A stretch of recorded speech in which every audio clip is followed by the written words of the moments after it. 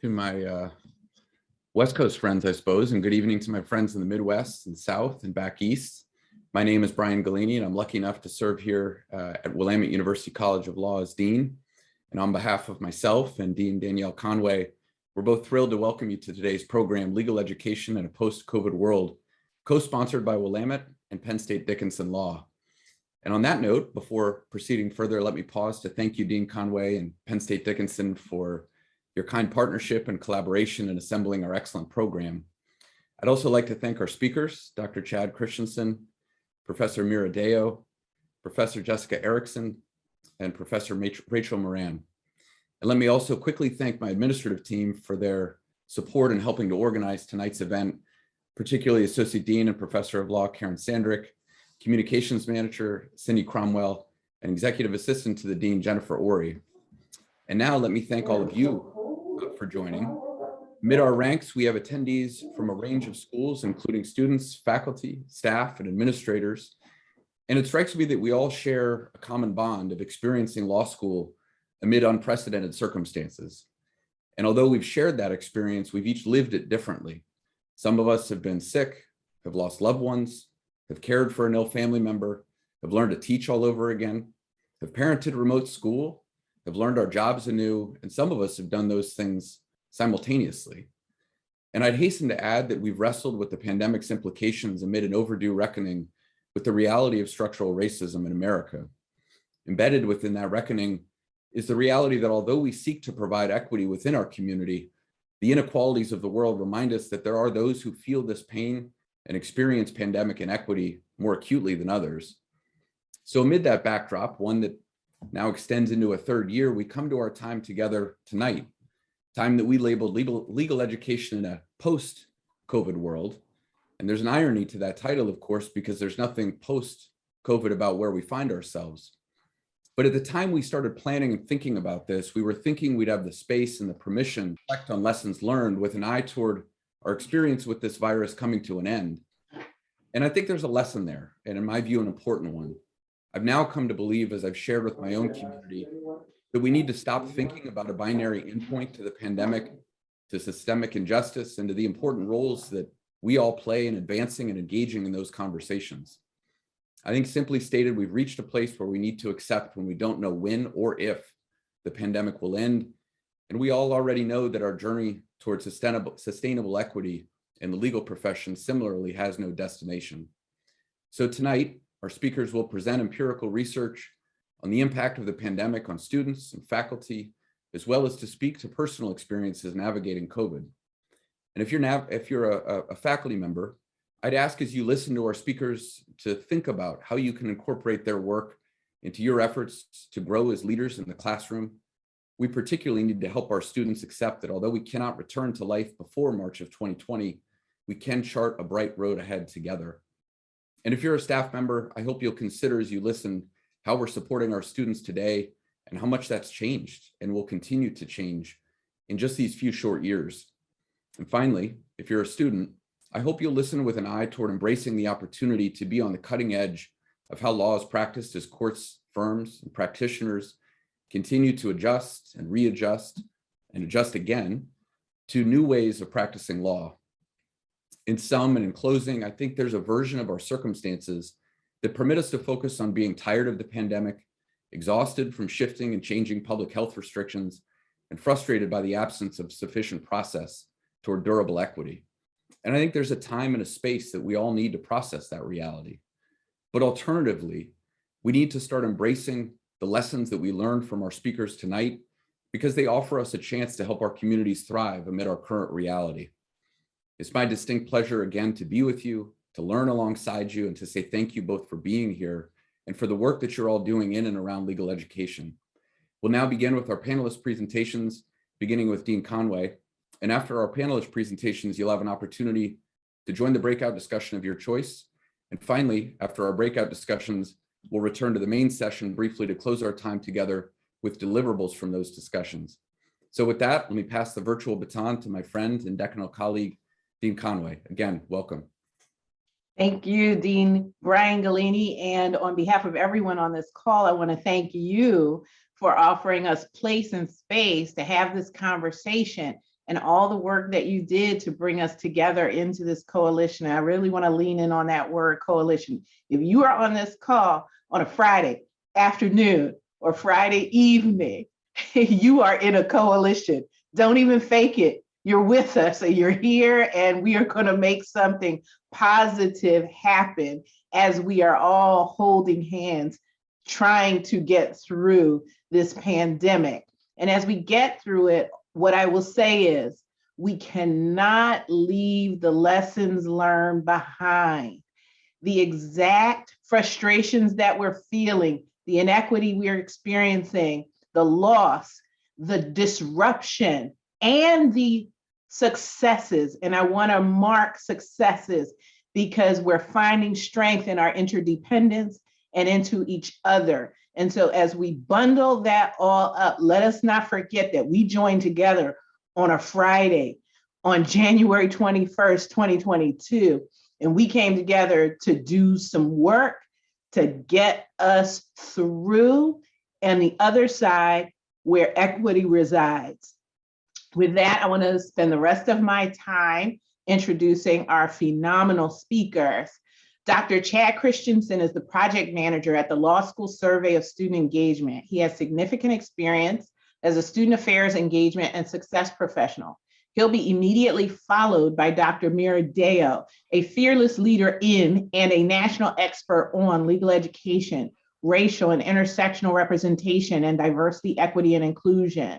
Among many honorifics, she is the Honorable Vino Spencer Chair and Professor of Law at Southwestern Law School, as well as the Director of the Law School Survey of Student Engagement.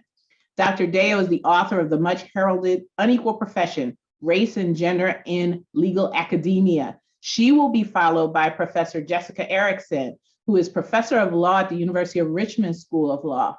She has served in law school administration as Associate Dean for Faculty Development and founded and now directs the Richmond Law and Business Forum. We will then hear from the indomitable Professor Rachel Moran, who is a distinguished professor of law at UCI Law. Prior to joining UCI Law, she was the Michael J. Connell Distinguished Professor of Law and Dean Emerita at UCLA Law. Professor Moran also has previously served as president and executive committee member of the Association of American Law Schools. In 2015, she became the inaugural Newcomb Fellows Research Chair in Diversity and Law at the American Bar Foundation. And she's a member of the American Bar Foundation and the American Law Institute. She's also a fellow of the Civil Rights Project, Proyectos de Derechos Civiles. So with that, I turn it over to Chad. Great, thank you so much. Well, good afternoon, good evening, friends. My name is Chad Christensen. I'm the project manager for the Law School Survey of Student Engagement, and certainly I'm very excited and appreciate the opportunity to be here today to talk a little bit about some of the research we conducted this past year on with law students through our Law School Survey of Student Engagement. And we published a report a few months ago called COVID Crisis in Legal Education. It's a little spoiler alert of where this is going. And today I'd like to share some of that data with you. So before I get into that, in case you're unfamiliar with Leslie, we are a research project housed within Indiana University Center for Post-Secondary Research. And we have been around since 2004. Since that time, we've had 203 law schools participate in the survey, which is administered each spring. And we've collected nearly 400,000 student responses from law students since that time. We have a response rate of about 50%. We administer the survey each spring. There's about 100 questions which focus on these concepts of student engagement. And that is just what we know from decades of research of what matters in and out of the classroom that's students do that promote positive student learning outcomes. And so today I'm going to talk about a report that really focused on our 2021 LESI survey. We had 61 law schools participate last year, and we had 13,000 law students respond to the survey. And due to the pandemic, in response to the pandemic, we created a two new modules, the coping with COVID module and an online learning module. The modules are optional clusters of questions that schools can select to be appended to the LESI core survey. And so a lot of our data comes from those modules. So before I dive into that, I will say, you know, I've been at LESI since 2013, and we do a couple reports a year. And I think all of us on the LESI staff really felt we were just shocked and astonished by some of our findings here. I think that we knew that the pandemic caused, you know, had a deleterious effect on student learning and the student experience. But I think we were all astonished to note kind of how astronomical the levels were. And so I will say that I will end on a positive note as we go through, but I'm going to focus on kind of how COVID has impacted mental, emotional, physical health of law students, kind of increased struggle for basic needs. And then I'll turn to some of the positive aspects of our findings. So you can see here that one of the findings that was astonishing was that the questions that we asked on the COVID module, a couple of them were, you know, how's COVID increased depression that interfered with daily functioning or increased anxiety that interfered with daily functioning? I think that's the important distinction as well. As you can see from the numbers here, I mean, 85% of students reported that they felt increased depression, and 87% felt increased anxiety that interfered with their daily functioning through COVID, which was, you know, astonishing. And when we look at that, our response options were very much, quite a bit, some, very little, and then not at all. So these numbers here focus on everyone except for those that did not report not at all. But even when you look at the top highest responses, very much, quite a bit, both depression and anxiety were over 50%. So it was really something that absolutely impacted, you know, the vast majority of students. When we looked at mental or emotional exhaustion, 91% of the students reported that the pandemic had resulted in at least some increase in mental or emotional exhaustion. The numbers here show that about half students selected very much the highest category, that they were impacted very much by their mental and emotional exhaustion. It was increased. And you'll see there are disparities here by you know, gender as well. And so you'll find racial and gender disparities throughout. But 35% of men reported that compared to 57% of women. But again, the vast majority here.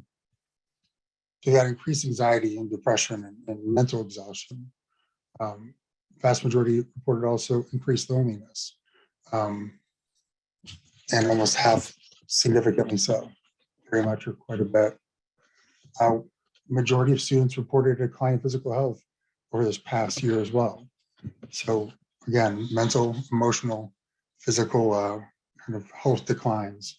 And so they were much higher than we, you know, I think would have expected that impact to be, how widespread it impacted law students. There was another piece that was really kind of glaringly obvious to us as well.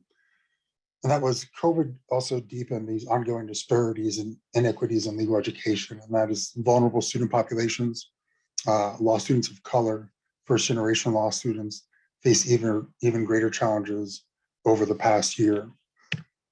And so some of these next slides kind of highlight some of those. So you can see there was increased concern about having enough food, about potentially being evicted or losing housing. And whereas 43% of all law students reported increased concern about having enough food, you can see that over half of all students of color were concerned with having enough to eat. You can see as well that race-based disparities, as well with concerns related to eviction. Here. there was certainly increased concern about ability to pay bills. And you can see this, about 63% of law students reported an increased concern about paying for bills.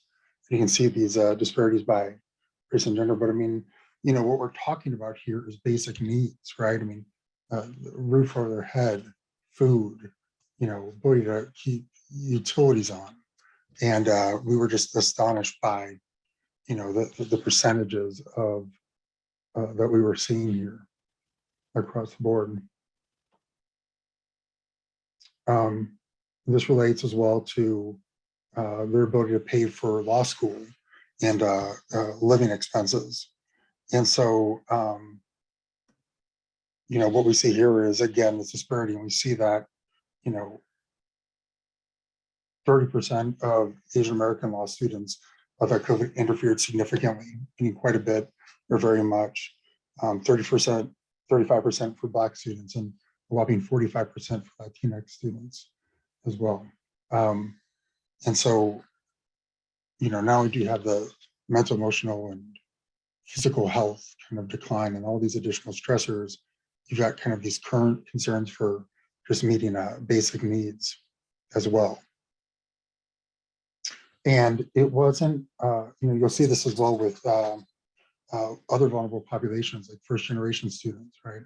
So first generation students, 1 in 5 were very much concerned about their ability to pay for law school, compared to 11% of students who at least had one parent with a college degree. And you can see how this also translates to students that are in debt, whereas only 10% of those students that we expected to have zero law school debt, we're concerned about this ability to pay for law school. 40% of those students, intuitively, were concerned at the over $100,000 in student law debt. So you can see that from, every aspect. I think these were some of the largest numbers that we've certainly seen. And then as we look at barriers to law school success, if those aspects weren't, enough, we saw, almost all students had an increase in ability to concentrate. Noted that it interfered with with their academic success, and noted, you can see these disparities again by race and gender. So I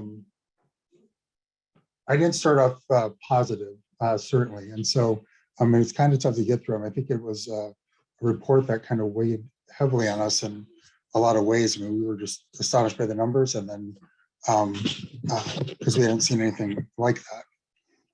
There were bright spots, though. There were positive aspects that we saw as well. As my puppy is rolling around behind me.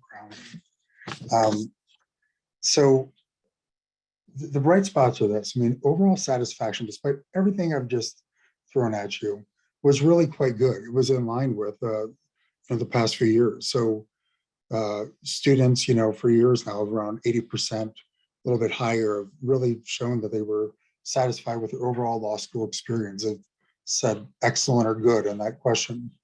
We saw just a couple points decline for 2021 to 78%, still overwhelmingly positive. Schools were also, students really were very impressed with faculty. They noted that 93% of students said that they appreciate their law professors showed care and concern for them as the pandemic raged around them. You can see that when we look at positive law school relationships with their classmates, with faculty, with staff, a lot of these are near pre-pandemic levels. We noticed that there was a slight decline in staff as far as positive relationships go, but most of that came from the 1L students. So I think something that was very interesting too is that, first year students were less likely to report positive relationships than upper class 2Ls and 3L students.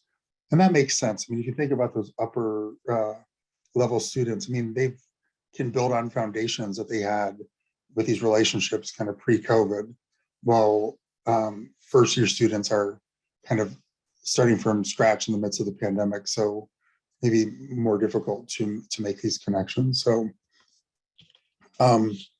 we did see on some of these informal student faculty interaction pieces and some important concepts of student learning related to diverse perspectives, there was a decline there.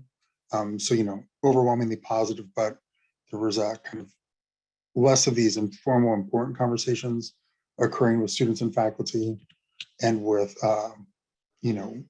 having serious conversations with their peers from different religious backgrounds or political opinions and personal values, or students from different racial or ethnic backgrounds.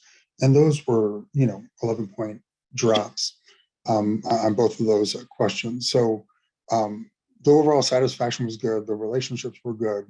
We do see these important informal pieces of learning that are really important to kind of decline. So I have no doubt that I'm out of time, and but I think that if anything, we're realizing that, look, the pandemic isn't over. A lot of these things that are related to mental, emotional, physical health and the struggles that they may face, which they've never, students have never faced before, are still occurring.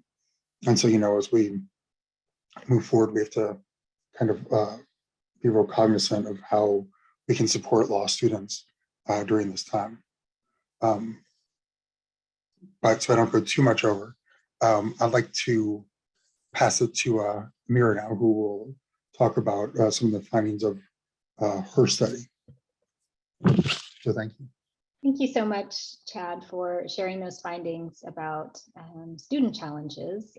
My goal here is to share some challenges that faculty members have been managing throughout the course of the pandemic. And so I am going to share my screen as well, so we can get started.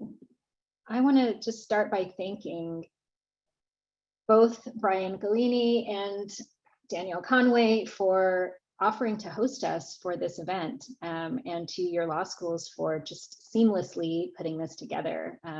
It's really a pleasure to have over 50 people join us on a Friday evening to try to talk through challenges and solutions to what we're seeing through the pandemic.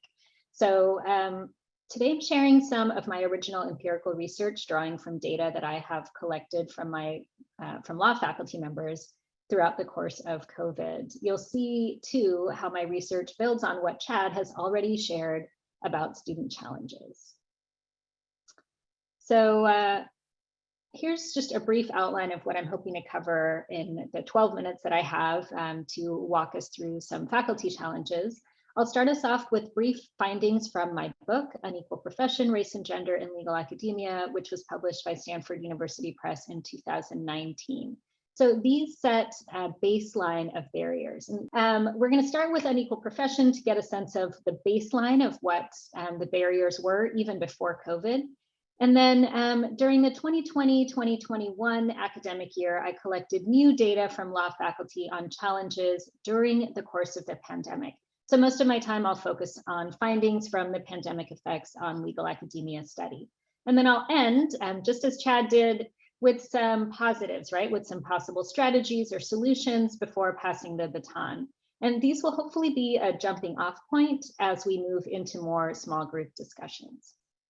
So my book, Unequal Profession, provides, as I've mentioned, a baseline for understanding diversity, equity, and inclusion in the law faculty context before COVID-19. So I, for that project, collected both quantitative and qualitative data from almost 100 law professors around the US with a focus on race times gender challenges. So these are the compound effects facing women of color based on the interaction between race and gender. That project revealed a number of barriers that are especially salient today, not only for women of color faculty, but for other non-traditional or less secure faculty as well. So here are just a few of the relevant findings from my book that you'll see will come out throughout the course of our conversation. Women from all backgrounds report carrying extra service burdens. Many women of color are particularly overloaded with student obligations because students tend to see these professors as accessible, available, and responsive to student needs. Third, the vast majority of women of color in my previous project worried that this extra service work that they performed might leave them little time to focus on scholarship, even though research tends to be what most institutions value the most when it comes to tenure, promotion, or really any sort of advancement.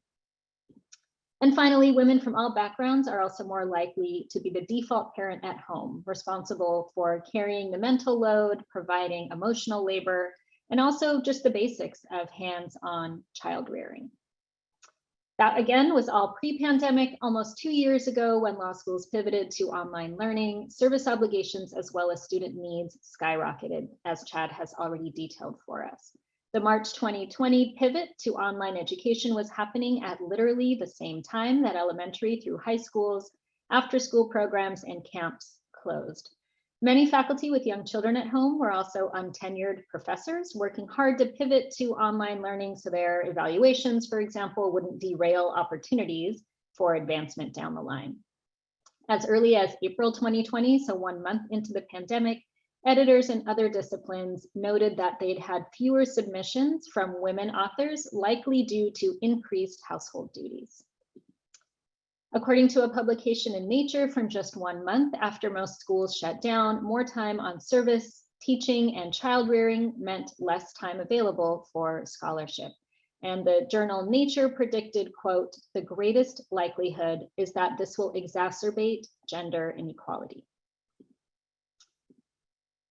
So what are we seeing in legal academia? We've seen that this was predicted, that this was happening in other fields. What's happening among law teachers? How have vulnerable populations especially navigated heightened stressors during COVID?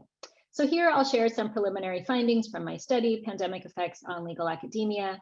I have an article that was published last year in Fordham Law Review that lays out some of the basics. I'm happy to drop a link to that in the chat as well. There's some research questions and hypotheses, as well as the methods in detail included there. For now, I'll just say that it is a primarily interview-based study with some framing using the survey data.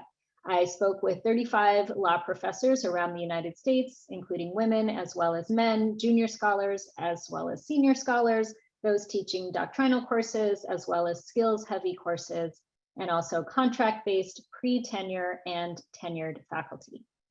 Racial and ethnic diversity is also built directly into the sample, including professors who are Black, Latinx, Native American, Asian American, Middle Eastern, and white.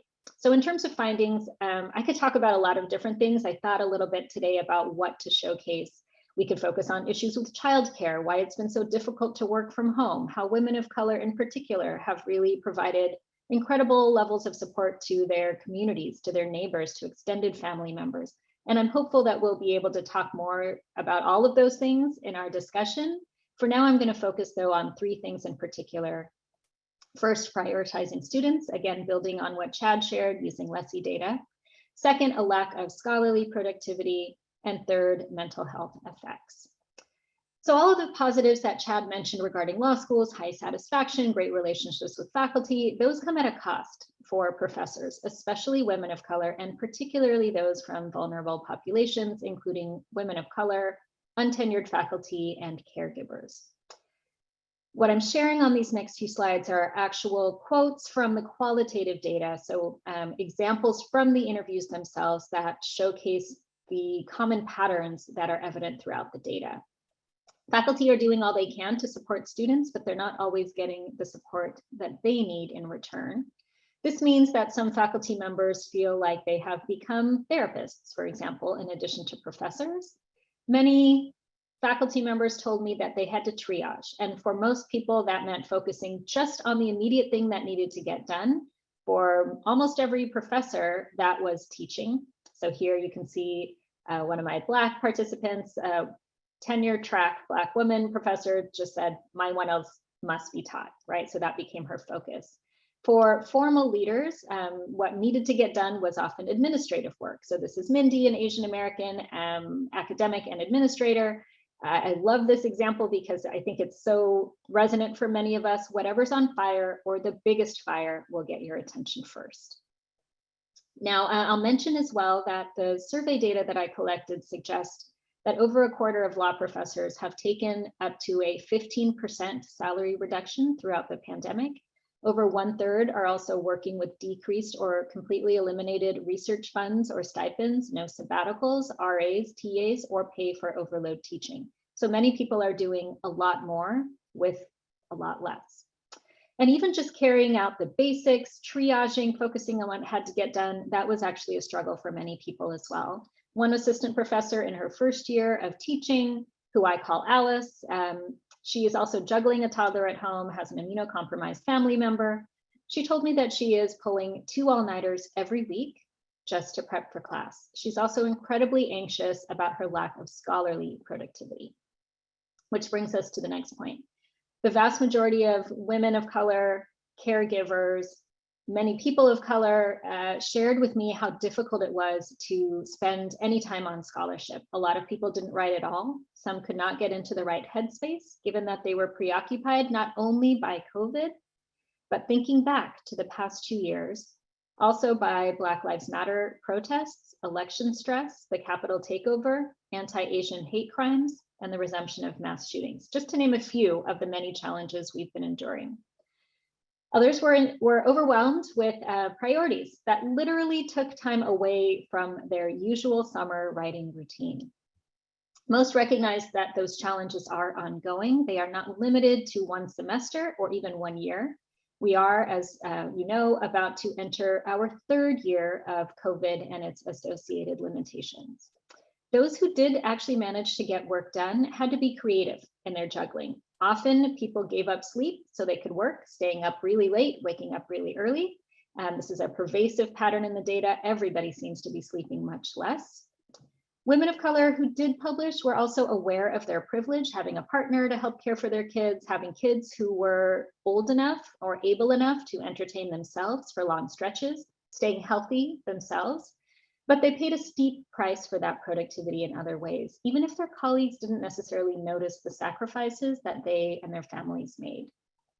Junior scholars were especially worried about how their lack of productivity would impact promotion, tenure, or contract renewals, knowing how much their institutions value scholarship and worrying about their lack of production. As you might imagine, this produced a tremendous amount of stress. Every single participant in the pandemic effects study shared that they had elevated stress levels compared to pre-pandemic. Professors talked about how lonely they were, again, referencing back to what we saw from the student data. They have been hitting their limits, feeling the psychological as well as even the physiological effects of that stress. Many professors lost personal time along with their personal space, working from home, with consequences on both their physical as well as their mental health. People shared with me marital troubles, difficulty conceiving, miscarriages, a decision not to pursue pregnancy because of all of the associated stress that was happening. And a lot of people talked about how guilty they felt about so many things. This was probably most intense for mothers, especially mothers of younger children. A lot of them told me they weren't really being the kind of parent that they saw themselves as pre-pandemic or who they thought they would be. A lot of them couldn't be present. There was a lot of quantity of time, but not a lot of quality time. They heard themselves say no a lot because they were just physically there and they needed to get other things done. And then I'll mention as well, one of the most awful things that I noticed as a researcher is how participants had pretty quickly normalized these effects. I mean, even the example that I gave about sterilizing groceries in the summer, just in order to move forward, I think many of us have forgotten that that was our reality not that long ago. And so, I'd spend 40 minutes or so interviewing a participant where they're sharing all of their daily challenges due to COVID. And then towards the end, I would ask about personal sacrifices, and many would kind of go silent. They couldn't necessarily think of something in particular. And they'd really just forgotten that they used to be able to sleep through the night or eat lunch at a normal time or take a break, go for a run, enjoy their life generally. So there are strategies and solutions to consider for law faculty. So I'll end with a few of these. Many professors who can afford it do feel like they are subsidizing their own work. They might be paying for extra in-home help or fancy Ethernet cables. Others are fighting to get the accommodations they need, but this often contributes to additional mental health stressors. And to be clear, some fight and are denied. One professor, for example, told me that all legal writing faculty were required to teach in person at her school. Even medical documentation would not exempt her. She literally called her and her colleagues the sacrificial lambs of legal academia. Many professors did not feel supported institutionally. In fact, from my survey data, about 40% of law faculty, only 40% felt supported by their institutions. Those who did some of them were offered immediate fixes like tenure extensions, but a lot of people were concerned that that would not be enough, especially because some of their colleagues who were delaying a year had no caregiving duties and were writing more than ever. So just two quick examples. Neil, an untenured Asian American professor in my study, told me directly that he feels, quote, extremely privileged because he doesn't have caregiving responsibilities. So he's been able to be very productive. He published 9 pieces in the past year, including both co-authored and solo authored publications, many of which were shorter online pieces, but also 2 full-length articles. Or Ted, a white tenured professor who told me, quote, I don't know how I would have met my work obligations, except my wife has taken over a lot of the organizational and logistical heavy lifting in our family that has freed up an incredible amount of time for me to stay on track with teaching, research, and service. So the most useful and universally applicable solution I heard was actually simpler than I expected, and that was to pay attention, ask faculty for what they need. Some wanted teaching relief, others needed fewer service duties or more RAs or TAs. Lots of people needed equipment. Really, those who were the most satisfied are the ones who got the flexibility and the respect that they sought. So I'll end here. I'll just note that there are really serious implications for these disparities. In my survey data, a full 43% of the people who participated in my study said they have considered leaving legal academia in the past year, which I find just a shocking statistic. More so when we realize that vulnerable faculty, women of color, caregivers, untenured professors are more heavily represented.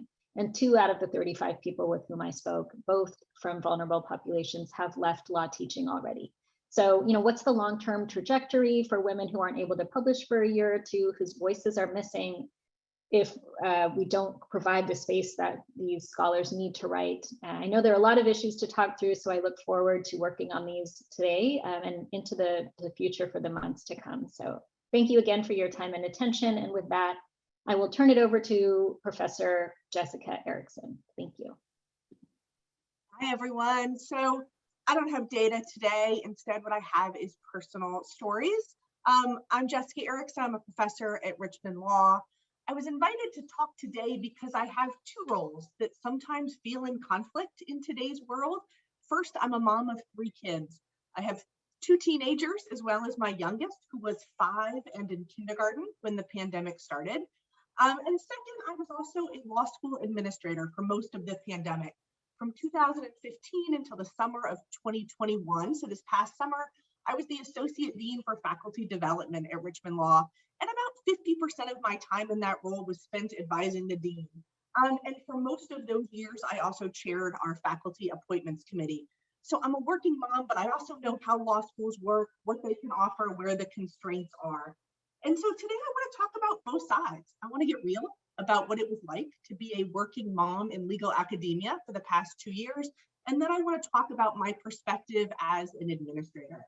So let's talk about being a working mom. And I want to go back to March 2020 for a minute, for this moment where it looked like things were going to be amazing. So you guys remember 2020, Richmond Law, like many of your schools probably, we were on spring break when COVID got real in the United States. And on Wednesday, March 11th, the University of Richmond announced that it was going virtual. And like just total candor here, I had a moment where I thought to myself, this could be great, right? For the next month, remember this was when we thought the pandemic might last a whole month. For the next month, I thought my family is gonna leave the house in the morning and I'll have the house to myself. I'll be working from home. And I thought, sure, I'm anti-pandemic, but there could be an upside to this. And about 8 hours later, my kids' schools announced that they were also going virtual. For the next 18 months, I was alone in my home for a combined total of about 3 hours. That's if you add up 10 minutes here, 20 minutes here, 18 months, 3 hours total to myself. And of course, I still had a full-time job. In fact, I, of course, had more than a full-time job. My children, all three of them, did virtual school for almost all of those 18 months. They did the rest of kindergarten, 7th grade, 9th grade at home in the spring of 2020. There were no camps in the summer of 2021. They were home. And in the fall and into the spring of 2021, it was virtual again. So I think we can laugh at those stats, at the absurdity of it. And I think as a profession, we've gotten pretty good at giving lip service to just how hard life has been for working parents. We nod, we make sympathetic noises, but I'm not sure we really get it. In fact, I knew we didn't really get it when I had a colleague cavalierly tell me that she didn't understand what all the fuss was about. The pandemic had been great for her scholarship. She'd gotten so much done. And it felt like she was from Mars, in my view. So I want to tell you what it looked like. And I'm going to focus on the 2020-2021 school year as a snapshot. My teenagers, they spent the year doing virtual school from their room. It was hard, but they were pretty self-sufficient. My then first grader was not. I taught on Mondays and Wednesdays, 2 sections of civil procedure, 50 students total. So those days I was at the law school, I was teaching. The other 3 days I was home and I was supervising virtual first grade. I set up my computer on the dining room table and we pulled down a desk right next to the dining room table for first grade. So for 3 days a week, I tried to work 3 feet away from virtual first grade. And virtual first grade, you should know, it went from 8 a.m. to 1 p.m. Well, kind of, except that they took an hour and 40-minute break in there for lunch, recess, and I don't even know what else, from 10 to 11:40.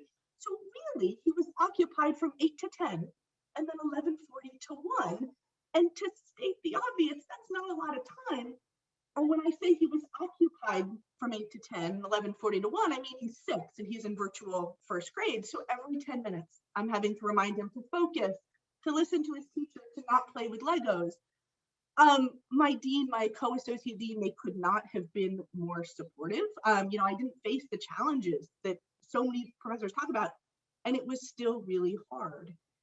He finally went back to school in March of last year, but it wasn't like real in-person school. They went from 8 to 1, 4 days a week. No schools on Wednesdays. I don't know why, they just didn't. So I had about 20 hours a week of childcare. That was a lot, but gosh, it wasn't enough. That same spring, last spring, my husband and I both had COVID. So everyone was home again, quarantining. My father-in-law died. My husband was gone for weeks at a time, helping his dad and then later his mom. That spring, it almost broke us.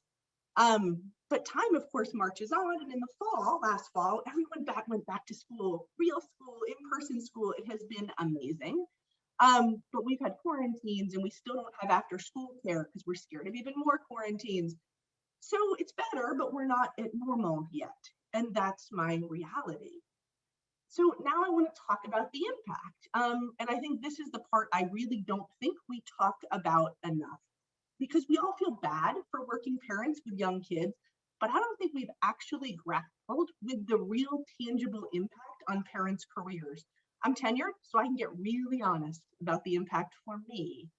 A bit of background, I was a pretty good scholar before all of this. From 2017 to 2020, 4 years, I published 6 articles in top journals. I was in a groove. I was regularly publishing articles with placements that I was proud of. Since 2020, I have not published a single article, not one. I didn't have a publication in 2021. I'm not sure if I'll have any in 2022. I'll be candid and say that it floors me to say that. It makes me think I should have just found a way, woke up at 5 a.m., stayed up until midnight, figured it out. Candidly, I think lots of untenured people did that because they didn't have a choice. I didn't have the stamina to do that at the end of my days, but I think about those holes in my CV a lot. I mean, I wonder what it will mean for my hope of getting a chair or another type of position. I wonder what it would mean if I had hopes to lateral. I wonder what people will think of me when they pull my bio online. And I think a lot of us are wondering about that. We're just kind of embarrassed to say that we're wondering about it. So now I want to turn briefly over to what I think law school should do about it. And here I'm going to turn a little pessimistic. Those of you who know me know that I don't really do pessimism. Frankly, most of the time I'm like the poster child for toxic positivity. We a lot for me to throw up my hands. But I'm going to talk about the challenges to some of the solutions that I've heard talked about. And first, a framing. Since the start of the pandemic, I've heard people saying that now should be the time that higher ed really changes, that we can't waste this opportunity, that we have to use the pandemic to make the kinds of changes that have long been needed. I want to agree with that, but I'll just tell you from the inside, there is no way. For the last 2 years, higher ed administrators have been underwater. We've been working nights and weekends and every spare minute to keep our schools open. We've been figuring out how to hold classes when students have to be 6 feet apart, to figure out how to actually pull off hybrid teaching. The tech there, it was brutal. To figure out student quarantines and isolation trailers and vaccination requirements. We have been deep in the weeds to make the last 2 years happen. Your administrative leaders, we are still deep in the weeds.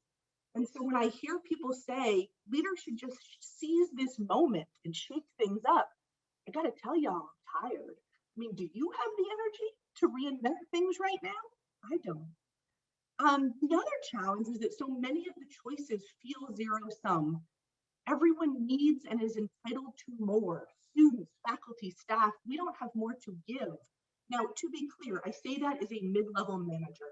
I work for a university with a lot of money, kind of a crazy amount of money, for being honest. But I don't control that money. My dean doesn't control that money. COVID scared most universities, and as a result, many law schools saw their budget cut by the university, and most still haven't seen that money come back. So I know faculty are tired and they deserve reduced course loads and research leaves and reduced service commitments. You deserve those things. I deserve those things. But from the administrative side, we have just as many students to teach, and our students need more. And if we give faculty course relief, who teaches civil procedure? I don't have the solutions there. And I feel like administrators, sometimes we look heartless when we can't offer those solutions. But it feels like we're between a rock and a hard place. We're trying to do more with less, and that limits our options. So what do I think? Well, I think number one, I think we need to remember that the impacts of this time, they will last for a while. Just because the world seems more normal now, maybe, it doesn't mean that suddenly those of us impacted by COVID will suddenly go back to our prior publishing schedule. When you interrupt someone's scholarship for nearly 2 years, the repercussions last a long time. I don't expect that my own CV will start to look like my 2019 CV until 2023 or 2024. That's just me being candid. We need to remember that when we're hiring, when we're making tenure decisions, when we're making chair decisions. We need to be willing to go back in time to see how people were publishing before the pandemic and trust that they will get back there. For newer scholars who didn't get a chance to prove themselves before the pandemic, we need to give them a longer opportunity to prove themselves. I think academia is used to being comparative. How does this professor stack up to their peers? I don't know whether that was ever the right approach, but it certainly isn't now. We need more contextual reviews. And we need to work with faculty and staff one-on-one to lighten the load that we can. I'm going to give one example to illustrate that point, and then I'm done. In the fall of 2020, my co-associate dean was trying to put together the schedule, and it was clear it was a daunting task. With 6-foot distancing requirements, we had to put most of our classes, y'all remember this time, we had to put most of our classes into bigger classrooms, and we just didn't have a lot of those classrooms. So we needed to hold class early in the morning, late at night, even, heaven forbid, on Fridays. So he told faculty they would need to be flexible and when they could teach. And for the first time ever, he didn't ask faculty for their scheduling preferences. He just couldn't accommodate individual preferences with all of the other constraints he was juggling. But then he went around to parents with young kids and asked them when they wanted their classes to be held. And he gave them their first choice if he could. And for me, that helped make an impossible time period just a little bit easier. So I'm all for big systematic solutions, but I think that some of the solutions are smaller. An associate dean figuring out who needs to come first in scheduling, tenured faculty remembering what an untenured colleague was juggling and setting their expectations accordingly, appointments committees looking at CVs and remembering just how hard teaching and writing has been for people over the last 2 years. All of us can take these things into account in our decision making. It doesn't take more money or big sweeping changes. It just takes more awareness and more empathy. Thanks, everyone. Well, it now falls to me to just briefly wrap up what we've heard today and then help you to understand the purposes of the breakout sessions we're going to have. If we did learn one thing from Zoom, we learned we don't want it to be without any possibility for interactive exchange among the participants. And so first of all, I wanted to thank the deans who sponsored this. I think it came across very clearly that these are institutional issues and that we need to have evidence-driven solutions.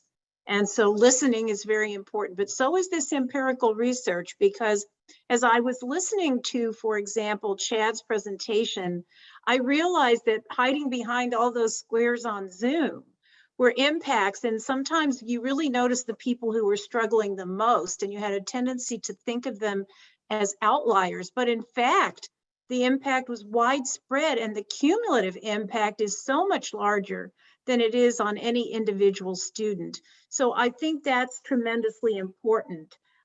We also saw through the research ongoing equity concerns that have been exacerbated, and we've read about that for other schools, elementary and secondary, but we're not immune to the same dynamics.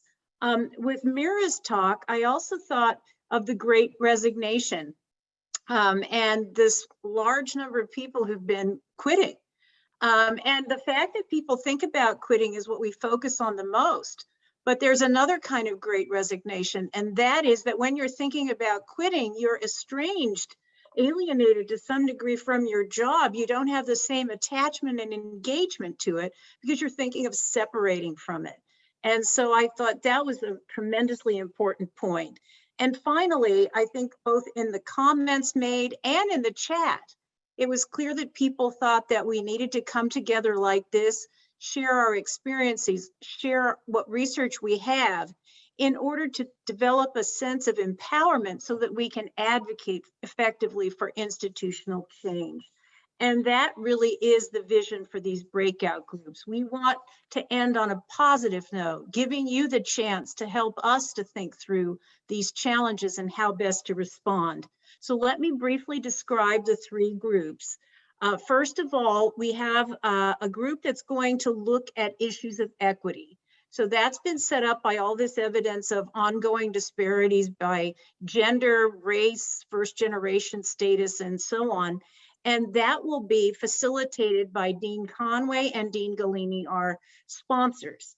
The second breakout group is going to focus on these issues related to the impact on students, really a lot of what Chad was talking about. And Chad and I will be facilitating that session. And finally, we have a third session, which is for all of you who are members of the Silver Lining Club.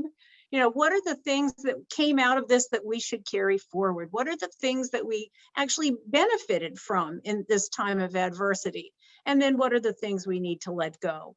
And that will be facilitated by Professor Deo and Professor Erickson. Now, what we'd like to do is in each of these sessions, have someone be the reporter who can bring back the lessons to the session that we'll have immediately after the breakout sessions, where we try to share what we learned together from our conversations. Well, thanks everybody for taking this important time to spend it with this group, but just to come together and to commune. This is really important that we support one another. We thought it would be a wonderful idea to really dig into this question of equity. So Brian, could you give us the prompt again, just to make sure everybody's on the same page? Yeah, our focus here is talking about how important it is for deans to be accountable for doing equity. But that being said, equity requires a reciprocal accountability for faculty to understand that people are at different times and different places for their own capacity in the pandemic. So Dean, we had talked through kind of launching the conversation with some hypotheticals and then opening it up for some discussion. Yeah, so I'll start with the first hypothetical. And so here it is. You have a medium-sized faculty. As the dean, you're not just responsible to the faculty, you're responsible to staff, you're responsible to administrative assistants, Many schools have unionized workers or tech service workers. You're responsible to and for them, and you're responsible also for the higher university administration. And so when you think about the spectrum of people trying to navigate the pandemic with everything that we heard, think about this scenario where different people are coming to the dean because they have different needs, and they have different fears, they have different risk levels, and they have different responsibilities, both at home and at work. And let's just take the childcare, for example, that Professor Erickson left us with.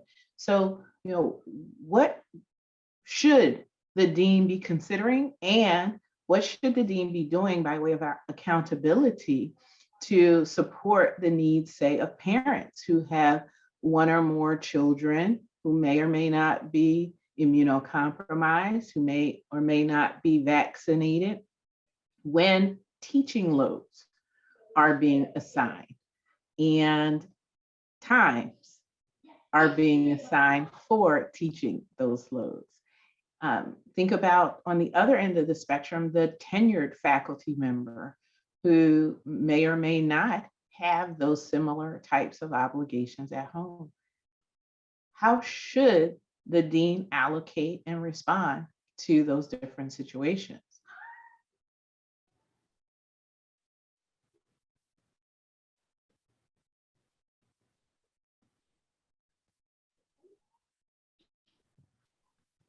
Are you looking for volunteers? I'm sorry. I certainly am. Oh, okay, well, you can't see me put my hand up, but I did. And I can't make my camera on also. Anyway, that's a tough one. And one of the things that's been interesting to me, as I look at my career, I started teaching in 1995. I'm 58 years old. I'm okay with those numbers. I don't try to hide them or change them, but I can't believe how fast, so insert your cliches about the time. But today again, I was thinking like, I should be a better mentor to junior people. And one of my stumbling blocks is I still could use a mentor. Like, I figure like as soon as I figure this out, I'll be a better mentor, but it hasn't happened yet. And how painful it is, really. I was talking a bit today to a junior colleague, how different the world is. And there's so many things I just wanted to say, like, it'll be fine. Like, I know it'll be fine. And people will have your back, but like, she doesn't believe that quite yet. Like, I hope she'll come to believe that. But just the stress of the first week. And one really weird thing, which is going to sound odd, but we've had zero, the last couple of weeks, they've had zero positive tests at the law school. They had 358 tests with zero positive tests. And Concord, New Hampshire has a hugely high Omicron rate, and the whole state of New Hampshire has this huge surge. So how can this be believable? So we're all kind of wrestling with that today, because the university controls the tests, and it just seems impossible that number is really zero and has been for 2 weeks in a row. I don't know. There's just like so much weird stuff. I don't envy you at all. Monique says, we know it'll be fine, we just don't feel fine. Monique, you want to elaborate? I just feel like, can you hear me? Yep. I just feel like everyone is sort of holding it together. We're like, it's okay. But, we don't necessarily feel okay. It's just that we know we have things in place and we're working towards everything being fine. But fine means different things to different people, right? And it's just, a struggle on a personal level that's different for everyone. So we don't necessarily feel fine, but we know it'll all work out, is what I mean.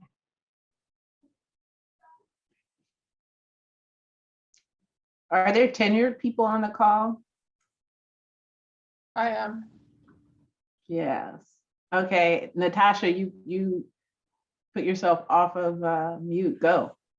Yeah, I was just gonna jump into this conversation, and now I'm thinking maybe I might have picked the wrong room, because I don't necessarily deal with faculty. I'm actually new to the law school administration space. This is only 4 months, so all I've known in dealing with this is the pandemic structure.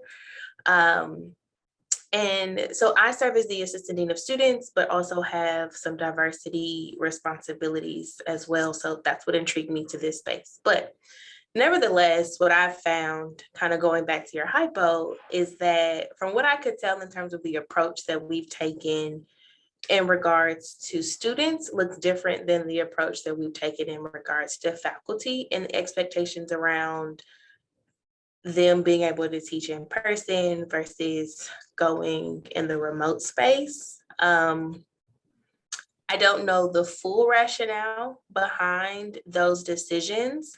I think there have been some concessions made for kind of those tenured professors who were close to retirement, who had some significant concerns regarding their health, to kind of say, let's appease them like this last semester, and then you may retire, and then we can do something different with the rest. So it's interesting, the dynamics and how they play out. Now the question was framed in how should you make these decisions, not necessarily how are you making these decisions. And so if we want to talk about, I guess, an ideal world in which people's emotions and kind of their preferences are placed to the side, one would theoretically say that you would propose a more systematic approach that does factor in kind of nuances for medical things and things that seem reasonable, right, for us as lawyers, as a way to be fair and equitable across the board, and not kind of play favorites or prioritize people just because they have a particular status over others. In that process would be my suggestions, but I'm not a faculty member, so I'm really those are great comments. That's going to fuel us. Go, Victor. That's great. That's wonderful. First off, I just want to say just how difficult this question is, right? This is a really difficult, because you have to imagine a community that you're navigating in, and everyone is dealing with these different issues, and there's questions of respect and wanting to be treated fairly, but also comparativeness that we have, very difficult. I feel like there's some aspects that could be helpful, which is just the recognizing how difficult and challenging this moment is, and making sure members of the community know this, and really communicating the sense of kind of, in some ways, we're all going to have to sacrifice something, right? That's the only way out of this, because of the difficult condition, the adversity that we as a community are dealing with. And then really, recognizing that people have different conditions and challenges that they're dealing with. For some, it really is going to be about when the class is scheduled, because they're navigating kids at home, because they have to, right? And for others, it's going to look something different than that. But so I think the issue of equity is being able to calibrate to the kind of energy, emotional kind of level that each person has, recognizing that that's what you're really trying to equalize, right? And recognizing that the conditions are such that for some people, asking them to do the same thing as another person is going to break them, So I think the shared sacrifice aspect. I also think it's really important to recognize that if we don't do that, then if we can't adjust for time, if we can't adjust for the kind of expectation level that we're putting out, in terms of, we just have to realize that it's a very natural impulse that people just aren't going to be able to give as much. And it's also very likely that they're going to think that this really isn't that as important as it once was, because they can't meet the expectation, right? Like, I want to be a valued community member. I don't have what it takes to meet this. In order for me to continue believing I'm a valued community member, it means that I have to think that that thing that you've asked me to do isn't that important anymore. So it's it is this, I do think it's like an aspect of shared sacrifice because you want everyone to be able to meet the expectations that's given to them. That's the only way out. And just recognizing that it's realistic for people to pull back if they can't, right? That's excellent. That's excellent. More contributions. I could throw something else into this because one of the go ahead, Anne. Question, Danielle, because I think you and Brian are both deans, and I don't know if he was willing to speak to this though. I mean, one of the things that's been hard is what is fairness, right? We have that debate in common law or anything. What is fairness in a situation?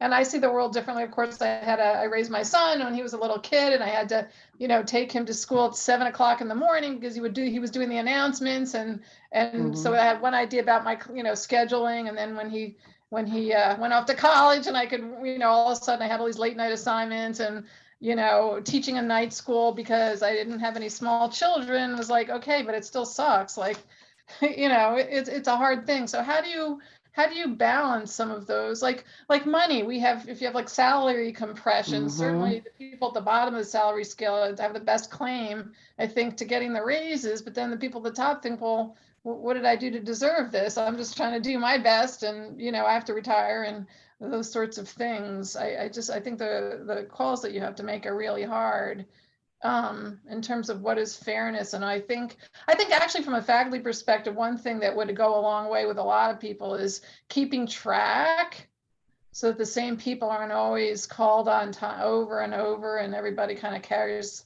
the load. And sometimes just a note of appreciation, it sounds bogus or whatever, but sometimes just somebody notices you put in the extra whatever can mean a tremendous amount, and you can kind of shoulder more in terms of what is fair and what is not fair. The thing that's really been hard, we started, I guess most of you started this week, is the university gave almost none, I'm not sure they gave any ADA accommodations from the beginning of this thing. So instead they rolled out this thing they called flex time, but it's completely something they made up and controlled. So it didn't follow the law at all. Wouldn't want to do that like for law school or anything. So just questions about the fairness of that. And then the people who are making the decisions had no medical backgrounds. So, all that stuff kind of gets in your head as you go, and it's just I just wonder for either of you how you kind of deal with that, because the faculties are having, I think, a lot of hard times now too. Yeah, Brian and I talked about this. I'll add this. I'm going to add to Victor's alliteration, and I'm going to bring in a word called equilibrium. And Brian mentioned the reciprocity of accountability, and I'm going to add for equilibrium. And so I would like to carry out, not just in the pandemic state, this shared governance, responsibility for equilibrium and accountability for it, not just on the dean, but on those tenured faculty members, to make sure that reciprocity between the dean and the faculty is there, so that there can be a better understanding of what has to be accomplished to grow and develop the people who are junior to the organization. Brian. Well, I really want to focus on listening, so I want to get to Victor, particularly given the time, but I'll just quickly throw in that the things that you raised, Anne and Natasha, I mean, we would need like a half hour, 45 minutes. There's so much there. I think I'll say really, really briefly that one of the things, at least that I struggle with on your point, Natasha, is that there's medical information there that HR precludes the dean from sharing and kind of getting into the transparent weeds of why a faculty member gets to do X or Y. And so I at least think about this now to pivot to Anne's comments. I think it's first and foremost my job to earn trust, because these are calls that don't lend themselves well to transparency. And the best thing that I can put pressure on myself to do is earn the community's trust. So if behind closed doors, there's a call that someone disagrees with, I'm hoping I get the benefit of the doubt in that behind closed doors conversation. And I don't get that unless I've invested the time in the community to show them that I care enough to resolve it and share what I can within the boundaries that I have. I think Victor popped off, so we might all We only be have 4 seconds. Yeah. 4 seconds. Yeah. See ya.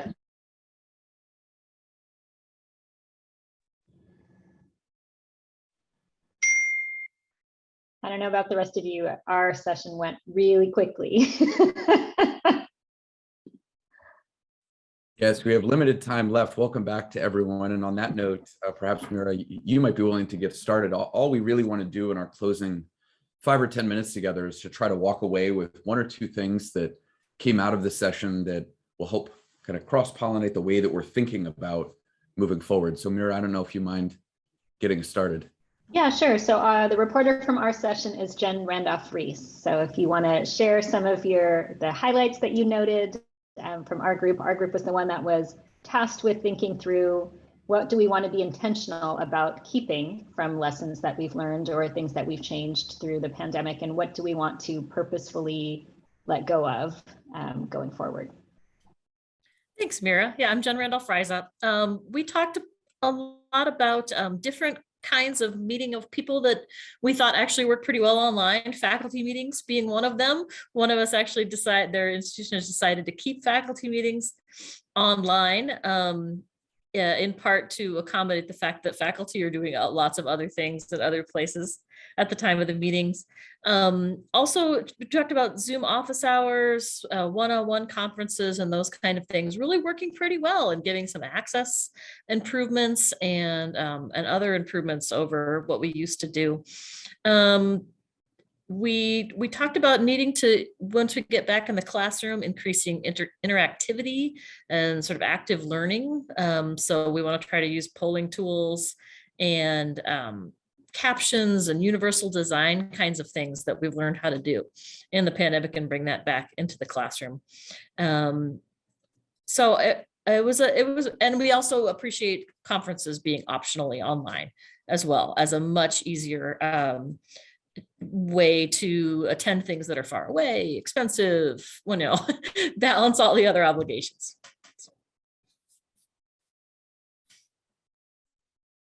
Thank you. And how about in Chad and Rachel in your group? Lisa was our reporter. So Lisa, would you like to share the findings?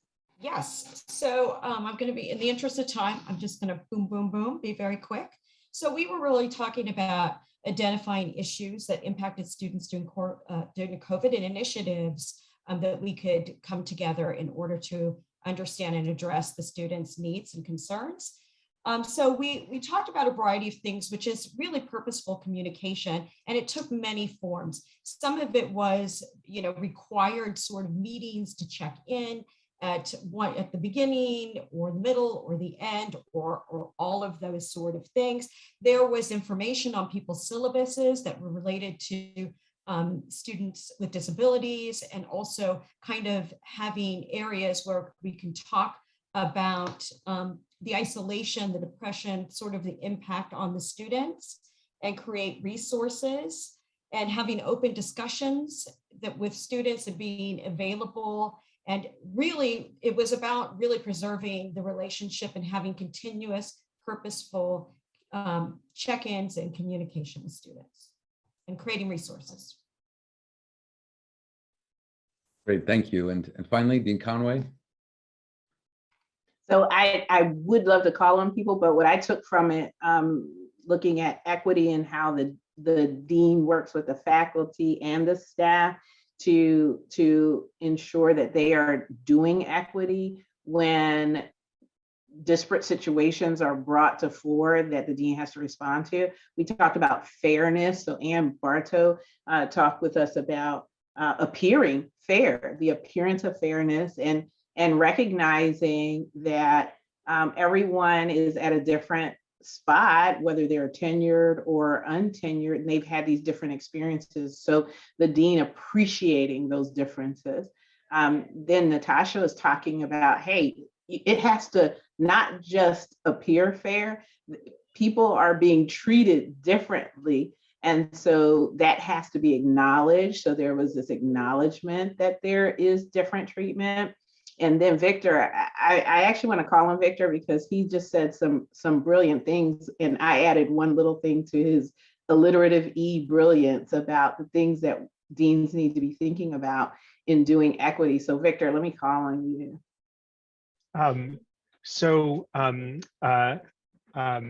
One of the things that we were talking about on the equity side is really communicating to the community that this is a period of shared sacrifice, that we need to recognize that members of our community are all dealing with different challenges, which is going to require different treatment because we're all dealing with different conditions that mean that same amount of energy and emotions that we put in will do different things. And if we treat everyone the same, these same expectations could actually be the very thing that breaks some of our colleagues. And so it's going to require this sensitivity, this shared sacrifice for the longevity of the community. I also wanted to say, just because I've got the mic now and I can get on my soapbox for just a second, one of the things that I'm especially concerned about is the lack of perspective taking that may occur on tenure and promotion committees, especially given the equity issues that we've discussed. It would be very easy to attribute a lack of productivity on a candidate's lack of motivation or capacity or character flaws, rather than to see how the pandemic creates asymmetric burdens, particularly for women of color and other marginalized groups. So I just want to really say, I think this is going to be incredibly important as an intervention to ensure that our colleagues and our collaborators in the ranks continue. We need to design programs to ensure that these blind spots don't lead to inequitable outcomes. And without a deliberate intervention, I think we've got some serious problems. So there you have it. Back to you, Brian. That brings us to the end of our time. I just want to close with an overwhelming thank you to all of you for spending some time with us. I really, really enjoyed this, and it was great to meet some new friends here as well. My thanks again to Penn State Dickinson and to all of our speakers. I learned a lot today, and just again, thank you. This will be recorded with handouts on the website, and look forward to hopefully seeing many of you in person soon. Keep well. Sharing what your interests are for this particular session. So Melody, did you want to go next, or I'm just following the order on the squares in my screen? Sure, I'll reintroduce myself, Melody McAlpine, Associate Dean for Student Affairs at Willamette. And similar to Lisa, I think that, well, my background is in student affairs. I'm not a lawyer. And so this is my world, dealing with all of the things outside of the classroom that come up for students, and trying to do my best to have an understanding of all of the myriad of things that impact their academic progress. And I think we can't overstate how these past 2 years have really thrown a lot of folks off track, despite their efforts to try to stay on track, and the uncertainty of what's coming next, and how we continue to graduate successful attorneys while we're all juggling all this uncertainty. And I think having some groupthink around that can be beneficial. Kelly, do you want to? I'm Kelly. I teach at Willamette, and I'm working on a couple of different student support initiatives. And so for me, and I used to teach high school, so I'm used to just messy human problems everywhere. And one of the things that I realize when I'm looking at academic difficulties is that it's usually all kinds of other factors that are wrapped up into that. It's not just academic skills. And so just kind of learning about what's going on and what people are doing to address that, that'd be interesting. Helen? Hi, I'm an adjunct professor and I teach disability law at Willamette. And I have a lot of students with disabilities that come into my class. For obvious reasons, they're interested in that area of law. And I guess in terms of alienation, people with disabilities already feel alienated. And I think that students with disabilities feel particularly alienated in this COVID atmosphere. They don't really know where to turn, how to get help. They sometimes feel a lack of responsiveness. I think we all feel that way. I guess as a professor, I'm just an adjunct professor, so I'm not in regular contact with everyone at the university. I'm just one class a semester that I teach. If there was some more structured way to get a hold of the disability help section or whatever it is, or just a better way to connect students with the different branches of the law school that could help them, I think that would be tremendously helpful. Okay, great. Terry? This looks like a Willamette group here. I'm Terry Wright. I'm the externship director at Willamette, and student welfare is actually something that I've always been cognizant of.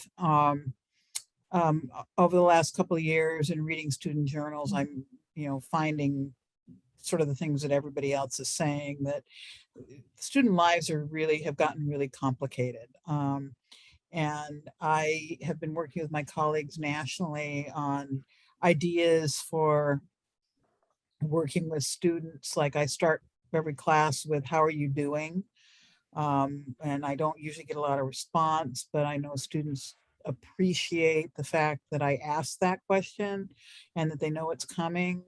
But I struggle with, how do I help students, and particularly how do I help them be productive on their externship placement sites? Mm-hmm.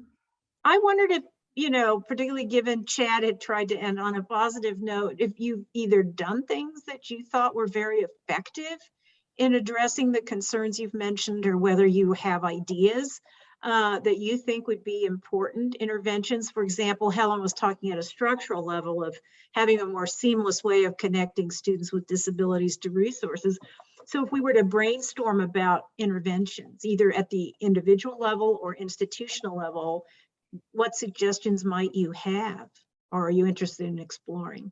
I know that one thing that we've done, I teach this class with Scotland.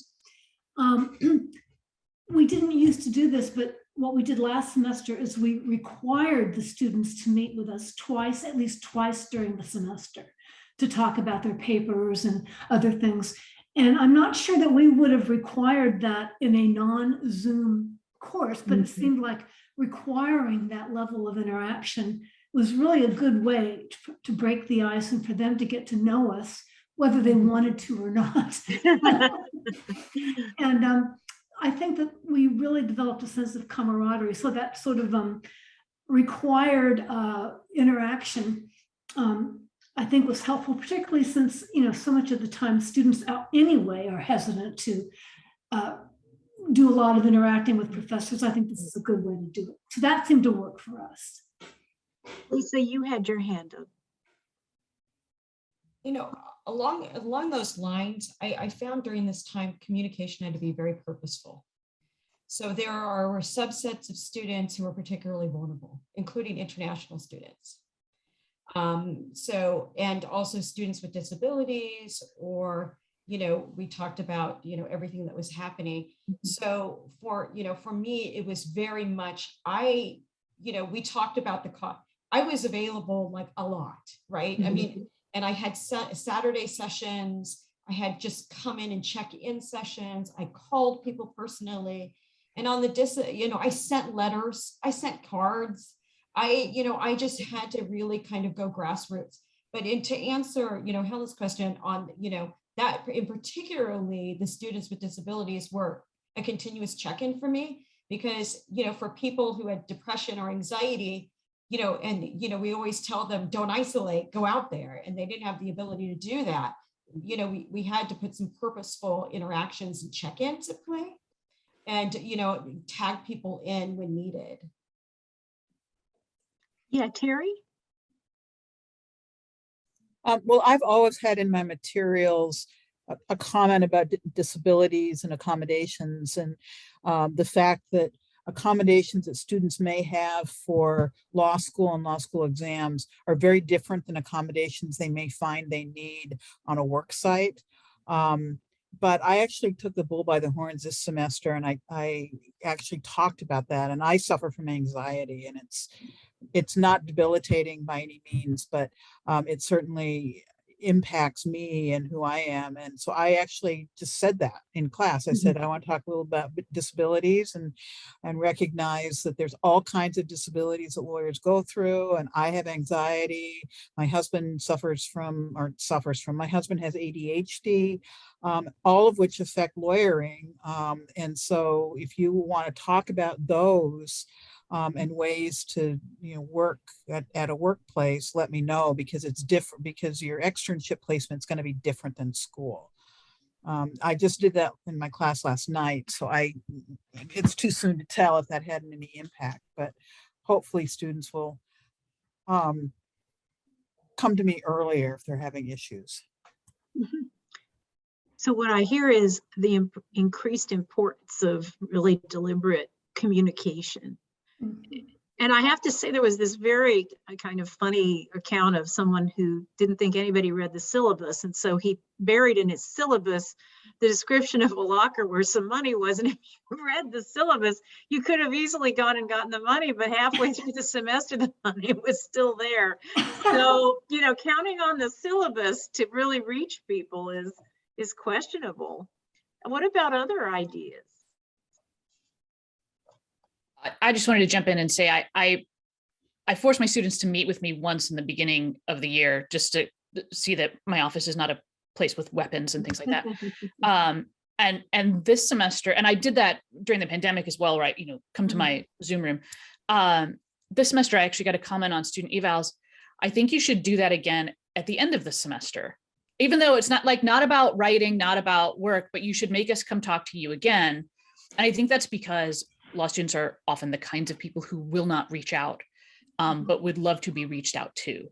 And so that's one of the things I'm trying to implement in some of our student support programs, where we've got peer leaders who are kind of just checking in a casual, informal way, but directly and purposefully, because our students need some attention, but don't want to seek it out. And so I think going forward, I may offer that. I may require that second chat. Melody, did you want to add any of your strategies? Yeah, I think it's, echoing everything that folks have already said. I think the needs of students can be high, and but can also be difficult to meet in these virtual spaces that we've had to navigate for so long. I'm not sure, Lisa, what your school was like as far as in-person versus remote classes and everything, but for last semester, so fall of 21, we were back in person. And now we're in the middle, we started this semester with a quiet period, so we're remote for the first 3 weeks and are planning to return in person at the end of the month. And I think that even that in of itself, I feel like we noticed a huge difference in just energy and motivation and just engagement in the fall, because people were craving that, just being around one another, even if they had to be in masks, and even if they had to be 6 feet apart and all of that kind of thing. I think that students really missed that. And now here we are again in this space, right, where we're back on Zoom, we're back in all these little rectangular boxes, and this is the way that we're seeing each other for 3 weeks. And I don't know if students are verbalizing this, but I know that I'm feeling it, so I'm assuming that other people are feeling it too. But it's like, how long are we going to do this? And what comes next? And when we are back in person, are we really back in person, or are we teetering on the edge? And is there going to be another point in this semester where we have to fall back into remote? And if that's the case, how do I feel about that? And how do I feel like, again, speaking for me, so making an assumption that I'm not the only one feeling this way. I think it's challenging to figure out, how do we settle in to anything, like even if it's a less than ideal situation, being able to embrace that and settle into it provides at least some level of comfort. And then And then on top of that, how do we get students to a place where they can focus on the things that they need in order to be successful? How can we quiet some of this noise of uncertainty? How can we reassure people that you still have access to your education, you have what you need to be a good attorney, to represent clients and all of that? Like, can we provide that reassurance? And how do we, like I said, just kind of quiet all of this stuff that's going on so that we can say, yeah, all of this is a little bit nutty, but we can still do the things that we're here to do. And I think it's a really big challenge, and I wish I had the answers. I think one thing, this is, but by no means does not answer all of your great questions, but one thing that has helped us, I think, in teaching this class is we've looked at Zoom as part of the class, the substance of class. We talk about Zoom, I ask people if they have problems with Zoom, who they might want to talk. We also, the students sometimes give each other suggestions about dealing with Zoom. And I treat Zoom as an important part of the class discussion as anything else is. And that's where it becomes sort of a common problem that we all are sharing. Well, that's great. I got a little 3-minute warning about a minute or so ago. I just wanted to make sure if Chad had anything you want to say from his research, and then Lisa has what she needs for her report. Sure. I think what's really cool is, one of the things that we find in our research is you can't get away from relationships. Oh my gosh, I've got a timer counting down. You can't get away from relationships when it comes to faculty and staff and students. And one of the greatest things that moves the needle is reaching out to students, like everyone has said, in your class, and reaching out and going, hey, I want to meet with you. And reaching out going, hey, let's get together, or writing a card. I mean, I've seen schools legitimately go from like 10 points below the national average to 30 points above in a year and sustain it from reaching out to students. I mean, to make them feel connected. And so it's just awesome to hear that, because it is so crucial. And do you have what you need, Lisa? You've got 6 seconds. 3, 2.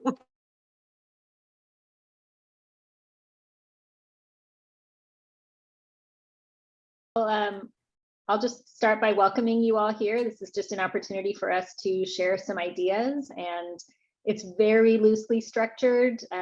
Technically, this group is supposed to talk about things that we might have learned throughout the course of the pandemic. I said this a moment ago before some of you had joined, but I'm not necessarily confident about the silver linings. If you find some silver linings and you'd like to share them, I'd love to hear those. But there are some things that I think we've learned to do well throughout the course of the pandemic, and we thought it might be interesting to talk a little bit about what some of those things might be, and if we can carry forward some of those things. And also, there were things that we did perhaps out of necessity or convenience that we probably want to be thoughtful about before we just adopt into the new normal, whatever that might be, whenever that might be. So that's, from my perspective, really the goal. The one thing we need to do before we jump right into discussion is we need a reporter. I know everyone is eager to take that job, so we do need someone to volunteer to sort of share some of the things we've talked about. And we thought it might not be me or Jessica, since you've heard from us a lot already. But Jessica, did you want to add something more? Oh, are you volunteering? I am. I'm volunteering. Thank you. I appreciate that. Corporate secretary type, so I always get that job. Thank you. Did you want to add some more, Jessica? No, I mean, I think for me, the interesting question is like, what do we intentionally try to keep, and what do we intentionally try to get rid of? Because the reality is inertia is strong. And so I think this is really that turning point moment where it's like, all right, we either let it go or we keep it going. So I would love to hear people's thoughts. Margaret.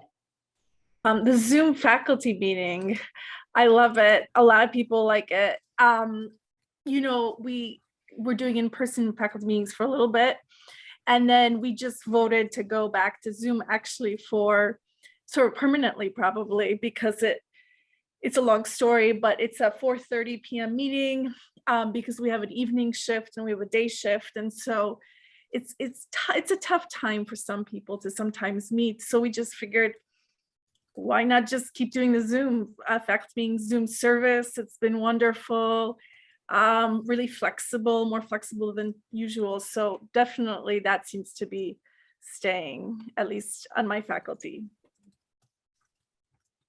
And I love that you've been intentional about it, it sounds like, just like Jessica was saying. I think I have Tracy next in my window.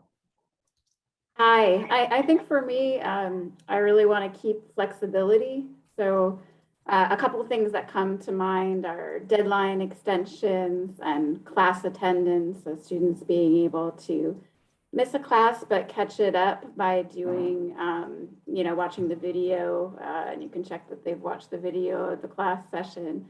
Although that has some disadvantages, of course, I think what the pandemic's really taught me is that there's, I always knew that there was a lot going on behind the scenes for my students, but I think the pandemic drove home the importance of that and how just with a little bit of flexibility, you can enable students to successfully complete their semester.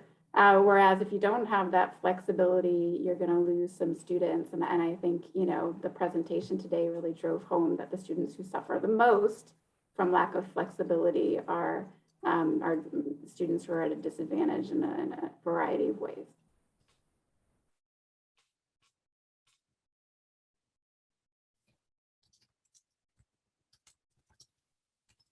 Jen. Did you say Jen? Okay, sorry. I'm not sure. Yeah, okay. I said you. Yeah. Okay, thanks. Yes, the word Jen sounds like so many other words. So I really loved having to figure out online teaching.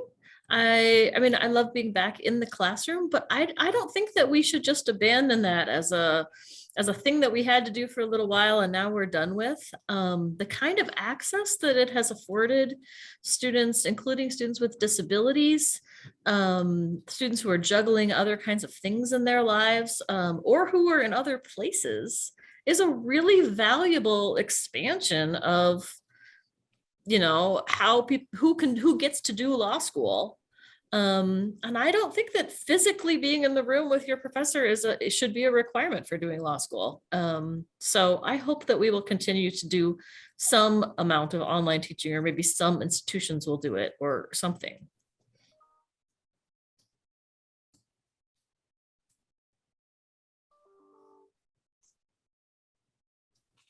Well, let's see. So the next on my list, a tie. Thank you, Jessica. Well, I had to think of how to build a rapport with students on, you know, during the past year and a half. One thing that I instituted was mandatory meet and greets, and I don't know if anybody else did that or thought about that, but I found that it was very, very helpful. Before, you know, in the before times, I was in class, and I thought that, you know, during the semester, we'd get to know the student and kind of develop the interpersonal relationship.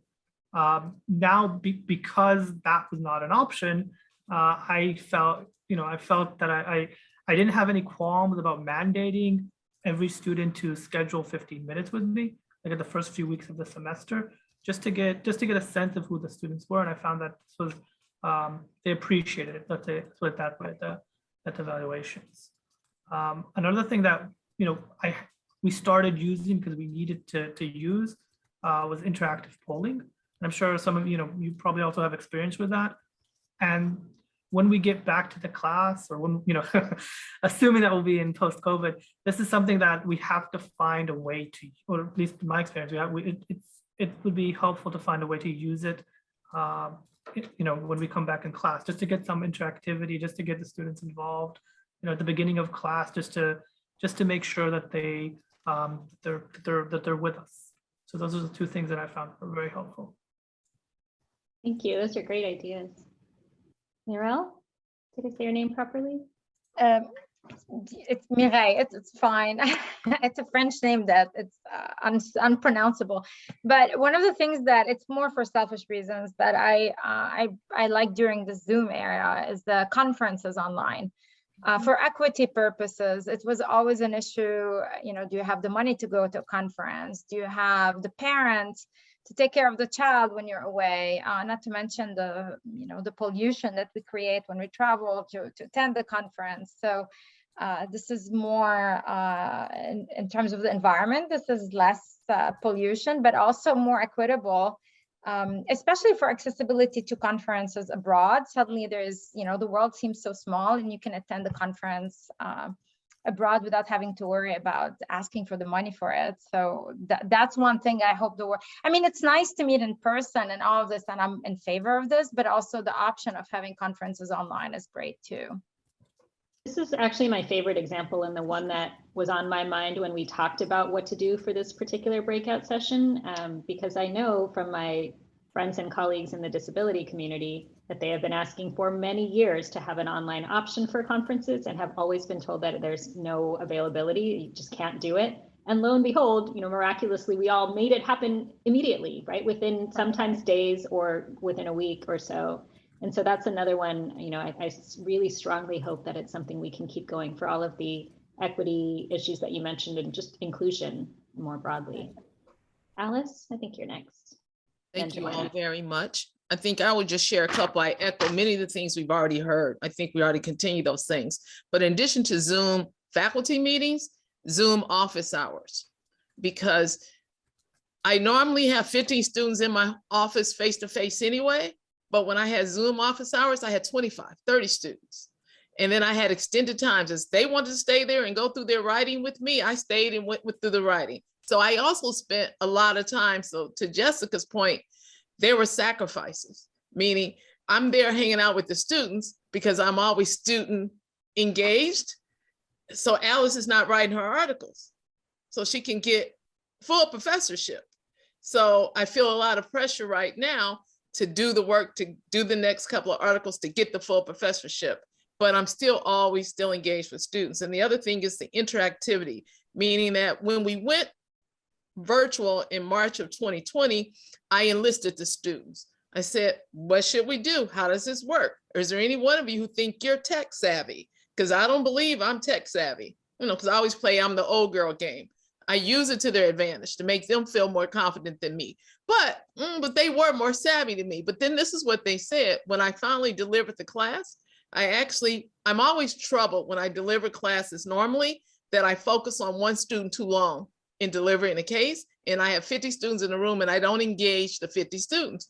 So basically I turn them into plaintiff attorneys, defendant attorneys, and then I had a set of judges. Then I had the jury listening. And so I had about 10 students engaging every case in a class. So I had way more engagement than I normally do. So I hope to find a way to kind of continue to engage them even when I'm face to face with them, and making sure I'm being intentional about engaging large groups of students. And then just that other last idea about the connection with the students. I basically invited I use tea as my metaphor. How are you going to care for yourself? How are you going to take care of yourself? So I mentioned to others that normally we're face to face. I say, come by my office, come get a tea bag, come see me, just stop in, say hi, how are you doing? And they would come by and see me. We're remote from each other. You can't come see me. So I had them send me a self-addressed stamped envelope and I mailed them tea with a nice little flyer with it, and just telling them, meet me for tea and let's drink tea on Zoom together. They were so happy that I made that connection with them. So now that we're face to face, I live in DC, so I live near Rock Creek Park. So I said, hey, meet me in the park. We're gonna walk. We're gonna walk for about an hour, and about 10 of them did.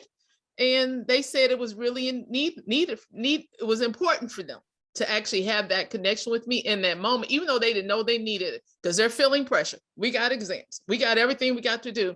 But the person who came, he said, you know what? I didn't know I needed that. But once I got there, I know it changed my day and my moment, my life and my health and all those things we heard from all these studies. So I think that we do have to find a way to say connection, interactivity, and Zoom office hours.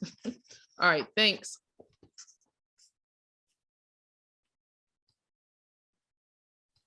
Joanna. Thanks. I'm so glad I came to this breakout room because I couldn't think of anything positive, and now I'm overflowing. So nice way to end the week. I started the pandemic as an associate dean at one institution and also teaching, and now I'm a dean at another institution. And so picking up on Alice and what Alice said and Mira's comment, in terms of reaching different learners and thinking creatively about inclusion in my teaching, in my teaching before and what we're doing as a law school, I think we've really come a long way. I'm breaking, when I was teaching and using Canvas for the first time, sort of having students, pre-watch different lectures and so that they had a chance to get some of the material before they came to class was and then little short videos and little short excerpts and incorporating different kinds of materials like videos, which I hadn't really used to try to get them different kinds of perspectives. I found that really worked. And then I started using the captioning and posting all the recordings with captions. And I got so much feedback from students who said, I've got, disclosed all kinds of different reasons why having captions was so helpful for them. And here at my current institution, we're now recording all classes for, we're in person, but we're recording all classes. And that allows us to do, transcription, what we've done in this transcription for students, and both during class, simultaneous, and then also after the fact. And so I think it's just given us both the awareness that we have a lot of students who don't necessarily ask for formal accommodations, who learn differently, and some real great tools and strategies for serving them. So I hope we hold on to that. So thanks everyone for sharing thoughts. I wonder, because I know our time is short here. One of the things that I would just throw out there, at least from my perspective, is that I am both excited and scared about the opportunities that all this Zoom interaction gives us. Yeah, I love the idea that I can now have office hours online. I've done many of those over the last year, but I'm also scared that it means I'm not in the room with students and there's something real there. I'll be candid and say that I think, at least for me, virtual faculty meetings are a little scary, because I think, we work together for a long time and we need those bonds. And I'm wondering how we continue to create those. Doesn't mean I don't think we should have them. I just mean we have to think, really deliberately about how to continue to maintain bonds if we're just through a screen to one another. So I don't know the answer there, but at least it's a challenging one, I think. So, all right, everybody. I think it sounds like we're supposed to return to the main room.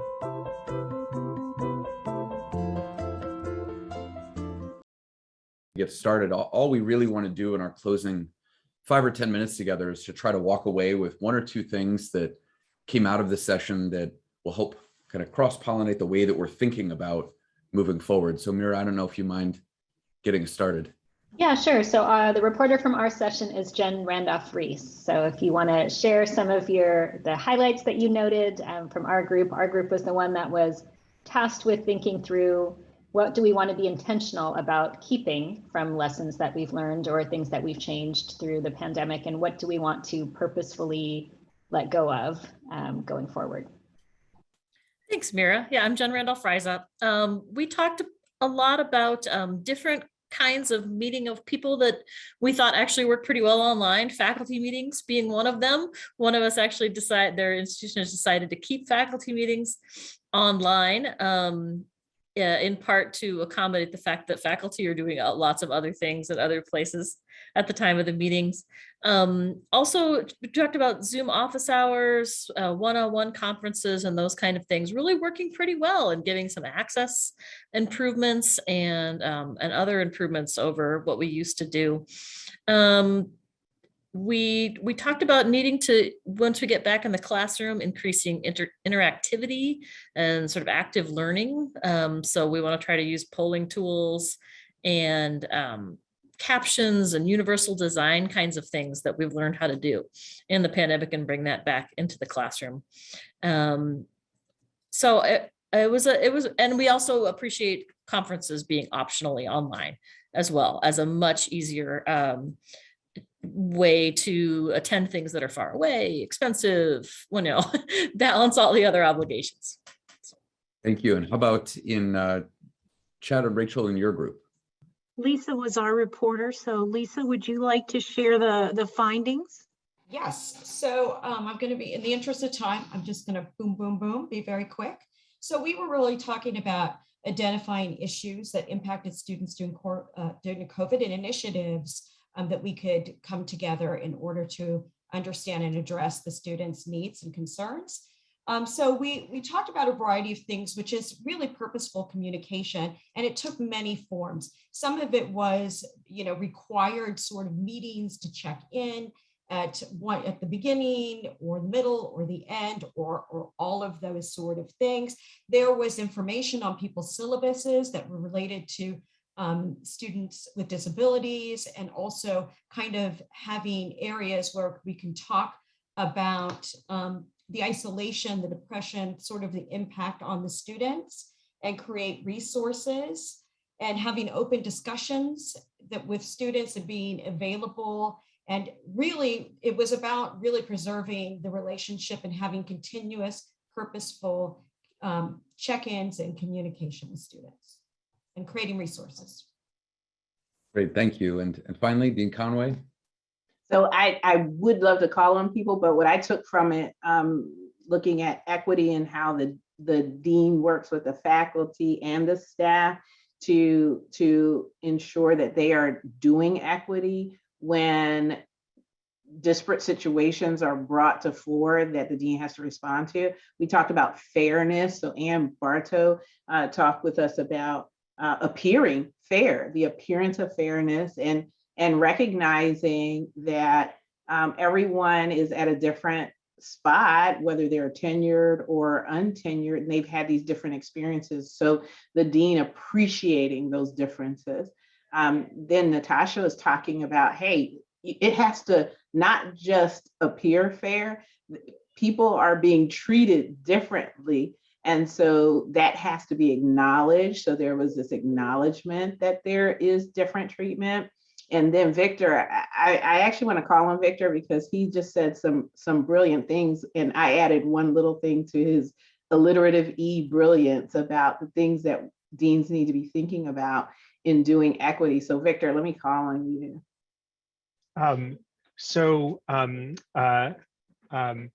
One of the things that we were talking about on the equity side is really communicating to the community that this is a period of shared sacrifice, that we need to recognize that members of our community are all dealing with different challenges, which is going to require different treatment because we're all dealing with different conditions that mean that same amount of energy and emotions that we put in will do different things. And if we treat everyone the same, these same expectations could actually be the very thing that breaks some of our colleagues. And so it's going to require this sensitivity, this shared sacrifice for the longevity of the community. I also wanted to say, just because I've got the mic now and I can get on my soapbox for just a second, one of the things that I'm especially concerned about is the lack of perspective taking that may occur on tenure and promotion committees, especially given the equity issues that we've discussed. It would be very easy to attribute a lack of productivity on a candidate's lack of motivation or capacity or character flaws, rather than to see how the pandemic creates asymmetric burdens, particularly for women of color and other marginalized groups. So I just want to really say, I think this is going to be incredibly important as an intervention to ensure that our colleagues and our collaborators in the ranks continue. We need to design programs to ensure that these blind spots don't lead to inequitable outcomes. And without a deliberate intervention, I think we've got some serious problems. So there you have it. Back to you, Brian. That brings us to the end of our time. I just want to close with an overwhelming thank you to all of you for spending some time with us. I really, really enjoyed this, and it was great to meet some new friends here as well. My thanks again to Penn State Dickinson and to all of our speakers. I learned a lot today, and just again, thank you. This will be recorded with handouts on the website, and look forward to hopefully seeing many of you in person soon. Keep well.